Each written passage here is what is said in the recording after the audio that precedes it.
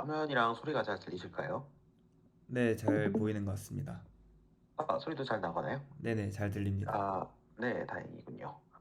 네, 사실 제가 요청받았던 거는 3분에서 5분 정도로 끊으면 된다라고 하셔가지고 굉장히 대충 준비를 했는데, 네, 일단은 오늘 발표 아닌 발표를 네, 배워서 남주기 세션에 처음 맡은 저는 유병욱이라고 하고요. 주로 플러터 커뮤니티에서 쿠로곰이라는 닉네임을 주로 많이 쓰고 있고 지금 현재는 플러터 서울의 오거나이저를 담당하고 있습니다.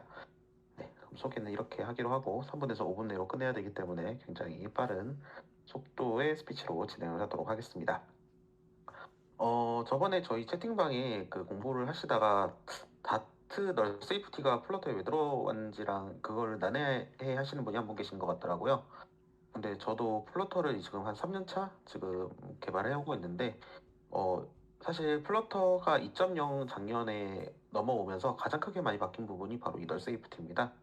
그래서 다트 버전도 같이 2.12.0 버전으로 넘어오게 되면서 널 세이프티가 강제화되다 보니까 1.0에서 1버전에서 개발하시던 분들이 2버전으로 넘어올 때 엄청 멘붕에 빠졌었어요. 그때 아예 빌드가 안 되는 수준의 네, 런타임 컴파일러 레벨에서의 익셉션이 굉장히 많이 발생했기 때문에 그래서 생겨서 되게 불편하기만 하고 그리고 생각하시는 분들이 꽤 있었고 그리고 널 세이프티가 다트에 왜 필요하냐라고 생각하시는 분들이 꽤 많았었기 때문에 어떠, 저 같은 경우에는 이 기능을 굉장히 효과적으로 잘 사용을 하고 있거든요. 그래서 어떻게 해서 활용을 하면은 효과적인지 그리고 2.0이 나온 지 이제 1년이 됐죠. 1년이 넘었죠. 사실 1년 반이 다 되어 가고 있습니다. 그래서 한번 정리를 해보면서 조금 공유를 해보고자 합니다. 널 세이프티가 일단 왜 필요할까라는 생각을 좀 많이 했었는데요. MPE 순위 그 말하는데 널 포인트 익셉션이라고 많이 하죠. 이런 익셉션 종류를 컴파일 과정에 알 수 있느냐 없느냐가 프로그래밍을 하는 입장에서 생각보다 굉장히 큰 이슈 중에 하나입니다. 이것만 하더라도 개발자가 의도하지 않은 상황에서의 널이 발생을 해서 서비스가 의도하지 않은 순간에 죽어버린다든지 뭐 예외가 터져가지고 뻗어버린다든지 이런 과정들이 생각보다 많이 노출이 되게 돼 있는데 특히 코드의 수정이나 적용이 굉장히 오래 걸리는 모바일 어플리케이션에 대해서는 가장 큰 요소 중에 하나라고 볼 수가 있습니다. 그 외에도 어, 널 세이프티가 들어가면서 생기는 장점들 중에 하나가 앱이 실행되고 작동을 하는 과정에서 이 값이 널인지 아닌지에 대한 판단 기준이 그만큼 어, 돌아가고 있는 엔진에서 검증할 필요가 그만큼 줄어들어요. 그렇기 때문에 청능상 이점이 있을 수도 있고 그리고 널 값에 대한 별도 처리를 하는 과정이 연산자를 쓰는 걸 통해서 굉장히 쉽게 처리할 수 있기 때문에 코드의 양을 줄일 수 있다 이런 식으로도 꽤 많은 장점을 느낄 수가 있습니다. 네. 그러면 이제 널 세이프티 써야 되는데 널 세이프티 개념 자체는 이런 개념이었고 오퍼레이터 연산자를 통해서 널 세이프티를 주로 많이 핸들링을 하게 됩니다. 그래서 이제 특정 객체를 널로 선언할지 혹은 널을 허용할지 안 할지 두 가지 형태로 나눌 수가 있는데 일반적으로 2.15 이후 모든 다트의 객체에서는 널을 허용하지 않고 있습니다. 그렇기 때문에 특정 객체가 널을 허용하려는 경우에는 별도적인 작업이 필요하게 되는데 이렇다 보니까 1버전에서 2버전으로 넘어온 코드 같은 경우에는 전부 다 빨간 줄이 쫙쫙쫙쫙쫙 쳐지는 경우가 굉장히 많았던 것을 보실 수가 있었습니다. 그래서 이럴 때 쓰게 되는 연산자가 바로 이 물음표 연산자인데요. 예제를 한번 좀 같이 보실게요. 메인 함수 안에 스트링 그리고 스트링 물음표 이렇게 두 가지를 주고 있는데 혹시 제 마우스 커서도 잘 보이시나요? 네, 잘 네. 보입니다. 감사합니다. 그렇기 때문에 지금 이 뒤에 물음표를 붙이고 안 붙이고가 사실 이 변수가 널인지 널을 허용하지 않는지 널을 허용한지를 알아내는 척도라고 볼 수 있습니다. 그래서 널러블 객체 같은 경우에는 물음표가 붙지 않았기 때문에 이 변수에서는 널을 쓸 수가 없고요. 이 상태에서 프린트를 하면 정상적으로 출력이 될 거고 너레이블 같은 경우에는 제가 지금 값을 변수는 선언했지만 값을 할당하지 않은 상태예요. 그렇기 때문에 일반적인 객체를 썼으면 에러가 발생했을 텐데 지금 뒤에 물음표를 붙여놨기 때문에 이 값은 널을 허용을 합니다. 그렇기 때문에 찍었을 때에도 그냥 널이라고 뜨게 될 거예요. 아니구나. 네, 여기 제가 값을 할당을 했었군요. 그렇기 때문에 지금 이 상태에서 정상적으로 처리가 될 거고 이 프린트 함수는 정상적으로 처리가 될 거고 바로 그 밑에 널 값을 바뀌어 놓으니까 처리를 할 때 보면은 제가 이 줄을 오타를 냈군요. 네, 이렇게 선언하게 되면은 이런 예외가 발생하게 될 거예요.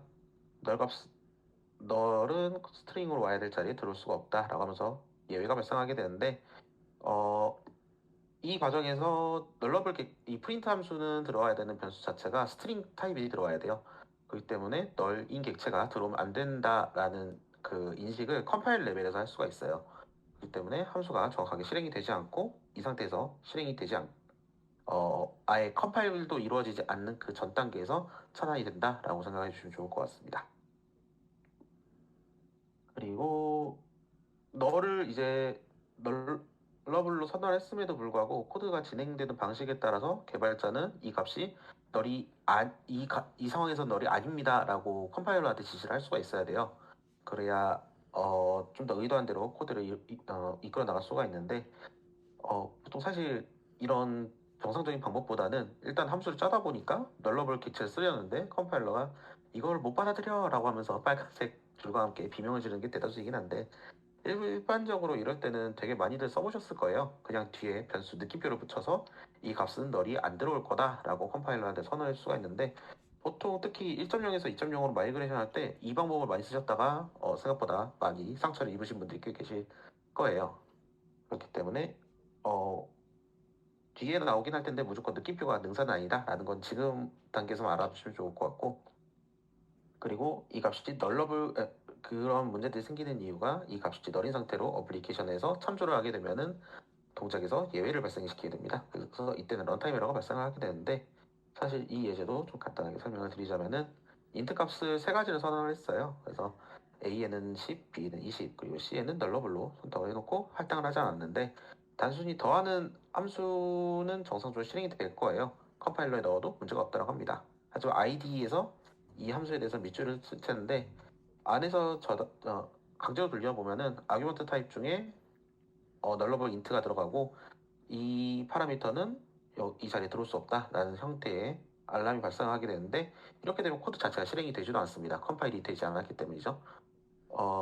하지만 저희가 필요에 의해서 이 함수를 그냥 강제로 돌려야 되는 경우가 있어요. 그리고 별도적으로 이 발생한 런타임 에러를 뭐 트라이 캐치라든지 다른 형태로 감싸줘서 던지는 방법을 구사할 수가 있는데 그럴 때는 바로 이 느낌표 연산자를 주로 많이 쓰게 됩니다. 그래서 이렇게 되게 되면은 런타임 에러가 발생하기 때문에 컴파일은 무조건 진행이 되게 돼요. 그래서 컴파일이 진행이 되면은 이 함수에 대한 결과값은 콘솔이 찍히겠지만 이 콘솔이 찍힐 시점에 이제는 언캐치 타입 에러라면서 런타임 에러가 발생하게 됩니다. 사실 이거 두 개가 둘 다 안 되는 코드인데 뭐가 다른가요? 라고 물어볼 수가 있는데 생각보다 큰 차이가 있습니다.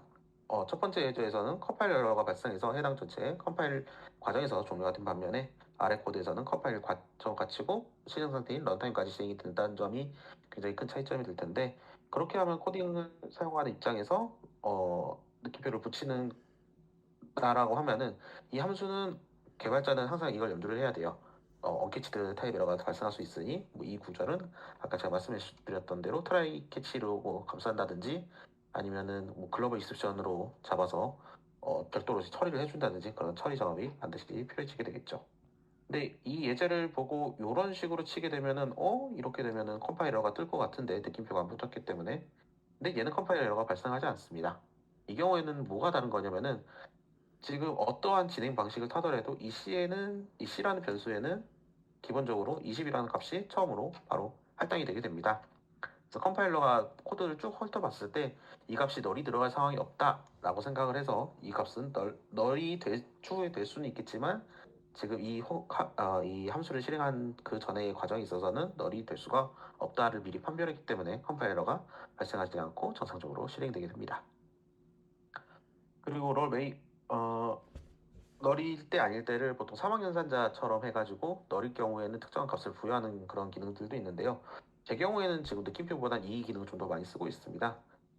예제를 그냥 바로 보자고 하면은 널이 가능한 스트링 값을 하나 만들어 놓고 출력을 할 때 느낌표나 이런 작업을 하지 않았는데 이 물음표라는 연산자를 별도로 넣었었죠.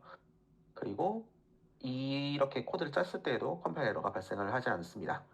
그리고 그 뒤에 값을 할당하고 똑같이 했는데 보통 사망연산자를 생각하시면 쉬워요. 사망연산자를 앞에 불린 값을 넣고 물음표 뒤에 참인 경우, 땡땡인 경우에는 거짓인 경우 이런 식으로 코딩을 많이 진행하는데 스프링이 아니라 플러터 예제에서 사망연산자를 굉장히 많이 보실 수가 있죠. 그렇기 때문에 되게 낯설지가 않은 개념이실 텐데 이 물음표 연산자는 앞에 값이 널일 경우에 그 값에 이 값을 할당이라고 하는 이 값으로 대체돼서 코드가 진행되는 걸 도와줍니다. 그렇기 때문에 이 함수를 실행시켰을 때 프린터가 되는 게 프린트 스트링이라고 했을 때 널이라고 찍히는 게 아니라 얘가 널이기 때문에 그 대신에 이 값이 이 순간에 작동을 하게 됩니다. 그래서 str 변수는 널입니다 라는 문자리 프린트에 찍히게 되고, 그 다음에 스트링 값을 할당해 준 다음에 이 똑같은 형태로 프린트를 하게 되면은 요 아니 정말 널이 아니라고요 라는 문자리 나오는 게 아니라 그 앞에 있는 정상적인 문자리 그대로 출력이 되게 됩니다. 이렇게만 쓰면은 굉장히 난해한 예시라서 제가 주로 많이 쓰는 형태를 갖고 왔는데요. 스트링 객체는 기본적으로 length라는 변수를 같이 갖고 있습니다. 객체 내에.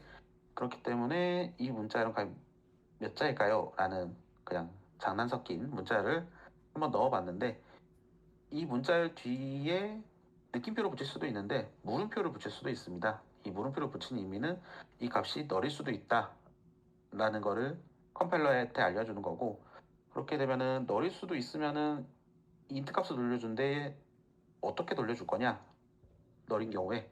이런 때 아까 말씀드렸던 물음표 연산자를 뒤에 붙여줘서 이 스트링 값이 널일 경우에는 -1을 돌려줘라, 이런 식으로 코드 양을 굉장히 많이 줄이게 돼요.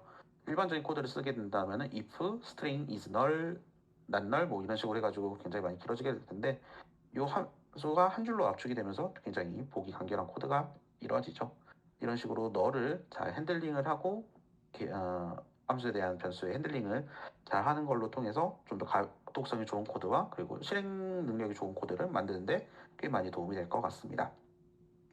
이 블로그 페이지는 제가 나중에 공유를 드릴 거고요.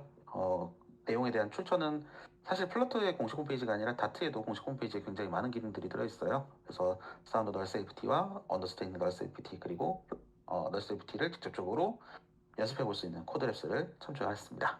네, 생각보다 꽤 많이 길어졌는데, 네, 이것으로 제 발표는 마치도록 하겠습니다.